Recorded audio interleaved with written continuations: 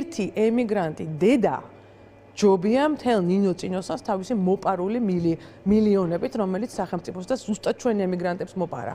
რის გამოც ჩვენი ემიგრანტები არიან უცხოეთში? ზუსტად იმიტომ, რომ ნინოწილოსანის ოჯახის შემადგენლობა სადაც უნდა იქ მიჩივლოს, მაგრამ აი სადაც უნდა იქ მიჩივლოს.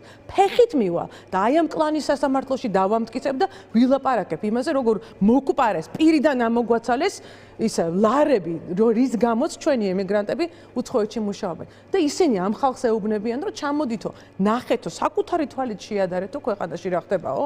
რატო არიან ეს ადამიანები უცხოეთში? იმიტომ რომ ჯანდაცვა ვერ გაკეთდა ამ ქვეყანაში. სიმსივნის მკურნალობა შესაძლებელი არ არის და სახლი უნდა გაყიდო, საკუთარი ტირკმელი უნდა გაყიდო, რომ ბავშვს სიმსივნე უმკურნალო. ამიტომ მიდიან და ბარდებიან საფრანგეთში და ამ ხალხს ეს ხელისუფლება კადრებს, რომ ადექითო 3-4 დოლარი გადაიხადეთო.